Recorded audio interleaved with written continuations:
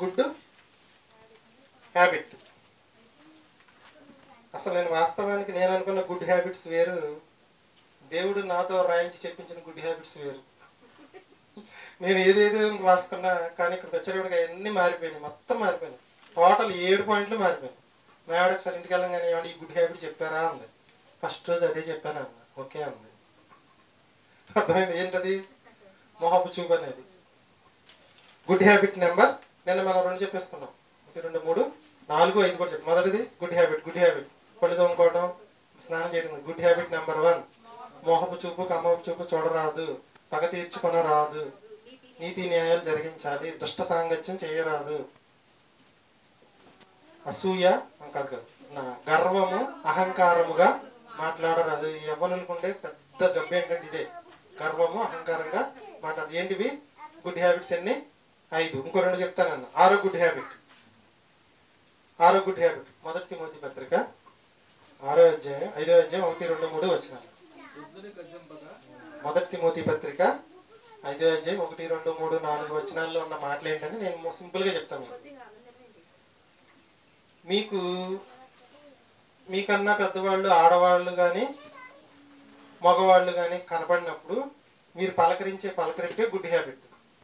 నీకన్నా పెద్దవాళ్ళు బాగా ముసలి వాళ్ళు ఎవరన్నా ఉన్నారనుకోండి, చర్చిలో కానీ బయట కానీ, అతను నీ తండ్రితో సమానంగా భావించి నాన్న అని పిలవక్కర్లా, అంత గౌరవాన్ని ఇవ్వాలి. ఆడవాళ్ళు అయితే తల్లి. నీ సమవయస్కులు ఉన్నారనుకోండి, సమవయస్కులు ఉన్నారు, ఏమని పిలుచుకోవాలి?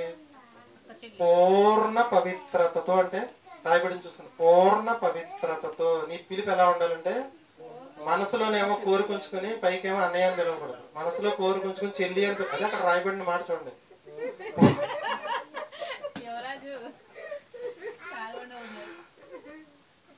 ఉందా మాట?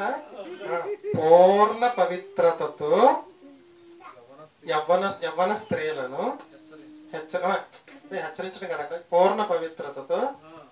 పూర్ణ పవిత్రత. మనకు కావాల్సింది ఏంటంటే యవ్వన స్త్రీలను అక్క చెల్లెండ్రని ఉందా? అంటే మనం దానికి యవ్వనులకు అవసరమైన పాయింట్ మాత్రమే తీసుకుంటున్నాను, మిగిలింది మొత్తం తీసుకోవట్లేదు. అంటే వీళ్ళు ఎలా ఒకరికొకరు పలకరించుకోవాలని గుడ్ హ్యాబిట్. యవ్వన స్త్రీలు అయితే అక్క చెల్లెండ్రని. ఇంగ్లీష్ బైబిల్లో సిస్టర్స్ అని ఉంటుంది. మీరు ఎక్కువగా మీ వయసులో ఉన్న కొంచెం పెద్దవాళ్ళు చిన్నవాళ్ళు అనుకోండి, మీ వయసులో మరీ 2 3 నెలల పిల్లల సిస్టర్ అని పిలవక్కర్లా.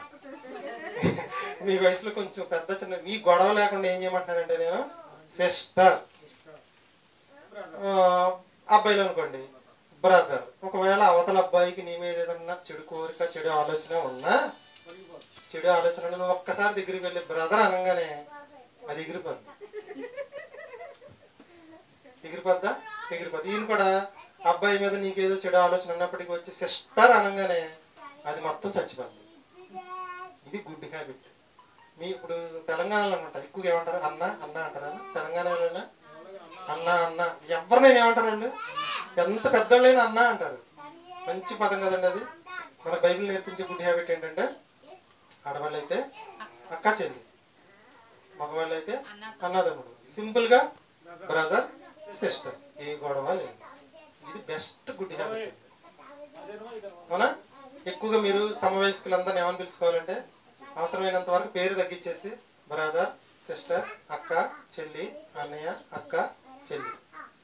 ఇది బెస్ట్ గుడ్ హ్యాబిట్. నెంబర్ 6 ఎలా పిలవాలి? ఈ పిలుపు కూడా పూర్ణ పవిత్రతతో పిలవాలి. ఇది గుడ్ హ్యాబిట్.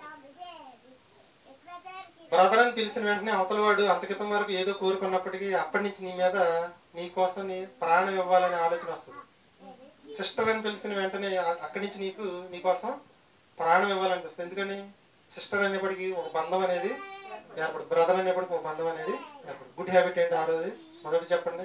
ఎందుకు చెప్తున్నాను అంటే బాగా నిద్రలో లెగ్గొట్టి అడిగినా చెప్పాలి. మోహపు చూపు కామపు చూపు చూడరాదు, పగ తీర్చుకొనరాదు, నీతి న్యాయములతో జీవించాలి, దుష్ట సాంగత్యం చేయరాదు, గర్వము అహంకారముగా గర్వపు చూపు అహంకారపు మాటలు మాట్లాడరాదు. మన వయసులో ఉన్న వాళ్ళందరినీ బ్రదర్ సిస్టర్ లేదా అన్నదమ్ములని అక్క చెల్లెండ్రని పిలుచుకోవాలి. ఆబీసీలని 7 చెప్పేస్తే ఇది కూడా ముగించేద్దాం ఈరోజు. రేపు చాలా పాఠాలు ఉన్నాయి. అందుకనే గుడ్ పర్సన్స్ కంప్లీట్